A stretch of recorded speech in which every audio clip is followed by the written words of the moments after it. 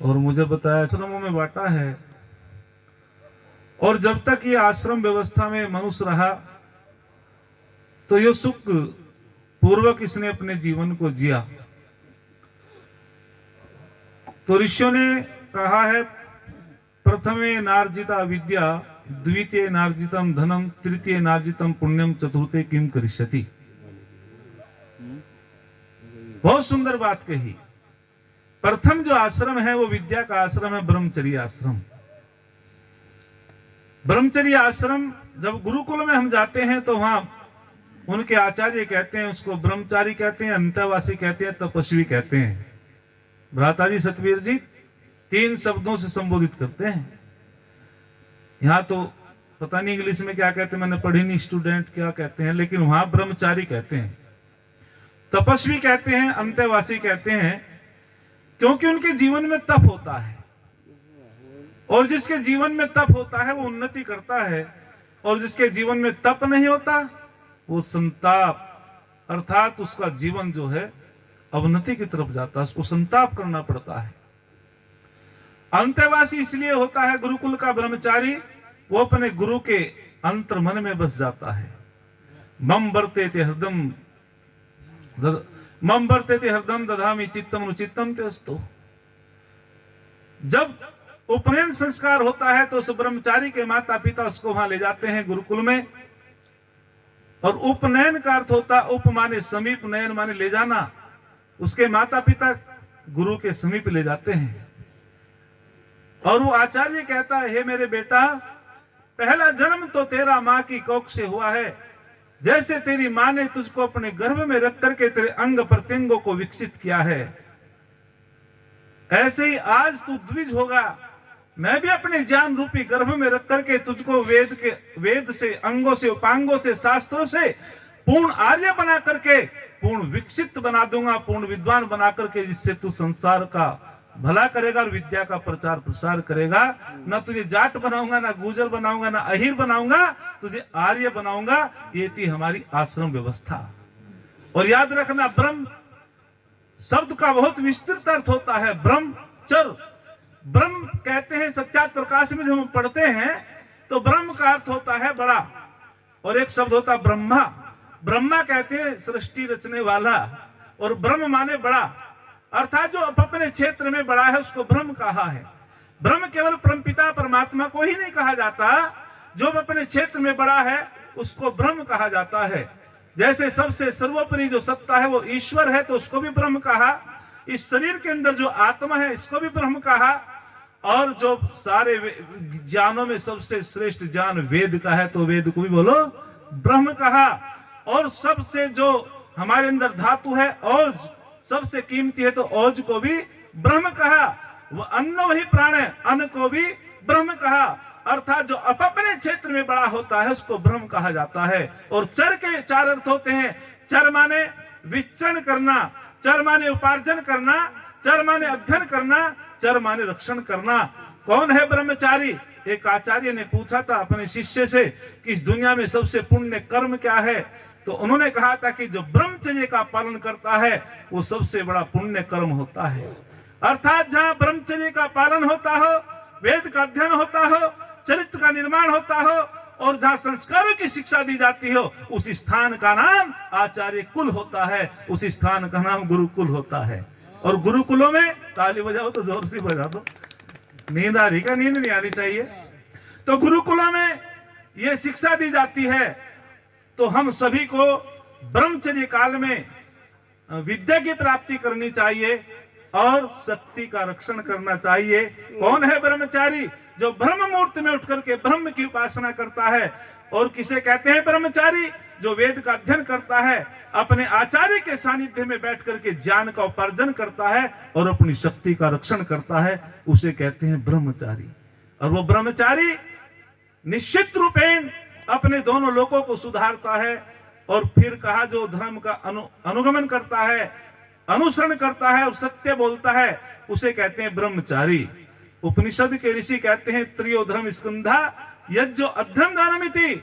अर्थात जो धर्म को हम बढ़ा सकते हैं, जिसके जीवन में 3 चीज होती है, जो वेद का अध्ययन करता है, और जो दान करता है, और जिसके जीवन में तप होता है, त्रियोधर्म स्कंधा जो याजिक होता है, निश्चित रूपेण उससे धर्म की वृद्धि होती है।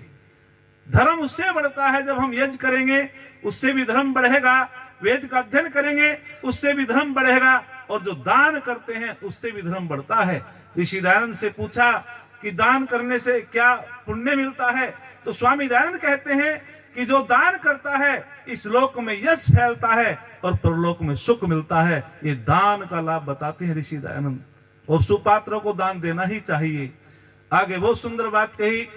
जो दूसरा जो आश्रम है, गृहस्थ आश्रम, इस आश्रम को ज्येष्ठ और श्रेष्ठ आश्रम कहा है। सत्यार्थ प्रकाश में ये ज्येष्ठ और श्रेष्ठ आश्रम है। जैसे समस्त नदी नाले मिलकर समाहित हो जाते हैं समुद्र में, ऐसे ही सारे आश्रम गृहस्थ आश्रम पे टिके हुए हैं। एक बार युधिष्ठिर महाराज ने पूछा था देव ऋषि नारद से, नारद के साथ में देव ऋषि लगता है, देव ऋषि नारद से पूछा कि हम पूछना चाहते हैं कि नारी सुखी कैसे होती है। और ये बात मैं इसलिए कहता हूं कि माता बहनें बैठी हैं, जरा सुनेंगे ध्यान पूर्वक। उन्होंने कहा कि नारी सुखी कैसे रह सकती है, तो बड़ी सुंदर बात कही थी देव ऋषि नारद मुनि ने कि वो नारी सुखी होती है जो सुप्रजा वाली होती है। हाँ जी, कौन सी नारी सुखी होती है? जो सुप्रजा वाली होती है। अर्थात वेद में भी प्रार्थना करती है नारी।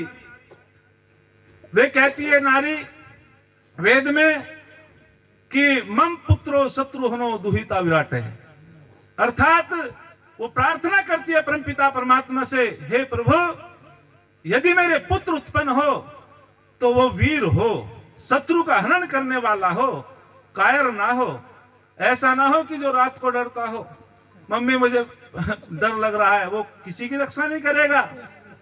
वीर हो, वीरांग जिसके अंदर वीरता हो, जितेंद्रिय हो, परोपकारी हो, ऐसा नौजवान देश की रक्षा भी करता है, स्वयं अपनी रक्षा भी करता है, नारी जाति की रक्षा करता है। और दुहिता विराट है, और यदि पुत्री पैदा हो तो विराट स्वरूपा हो, चरित्रवान हो। सच तो यह है नारी की महिमा दुनिया जानने पाई है। सच तो यह है नारी की महिमा दुनिया जानने पाई है। ये मंदिर में मीरा है, रण क्षेत्र में दुर्गा बाई है, विद्या के क्षेत्र में गार्गी देवी है, जिसकी कथा निराली है। इस नारी के कारण ही तो ये धरती गौरवशाली है। इस नारी के कारण ही तो ये धरती गौरवशाली है। ये बहन जी के लिए बोला मैंने चंद, सीधा सीधा बिल्कुल।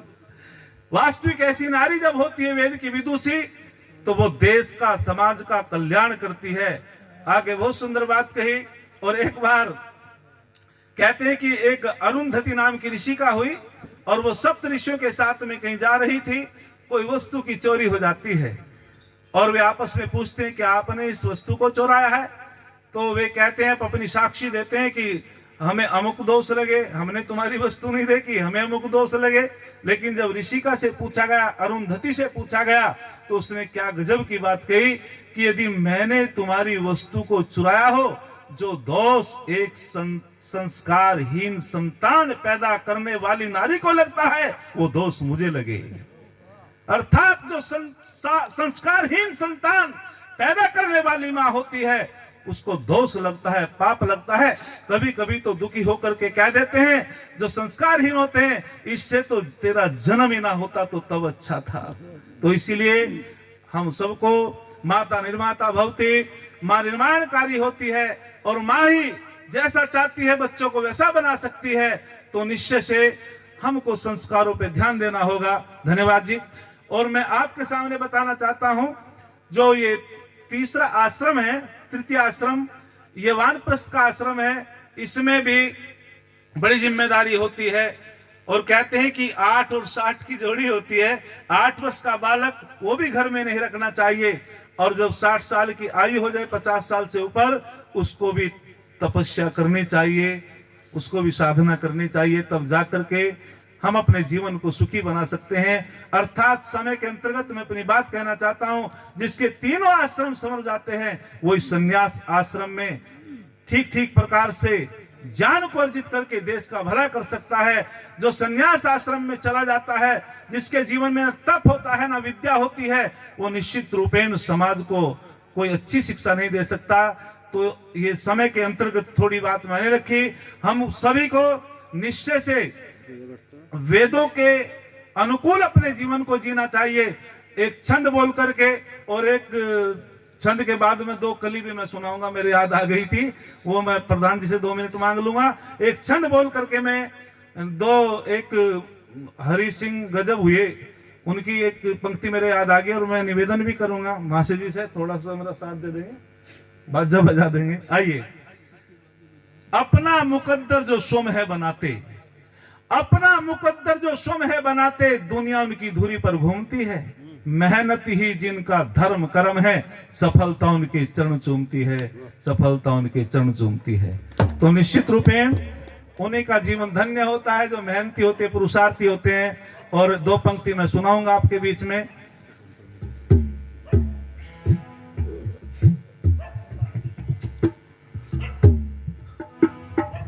बस इसे तो यही दूसरी बना दो, दूसरी इसे ही रोक दो।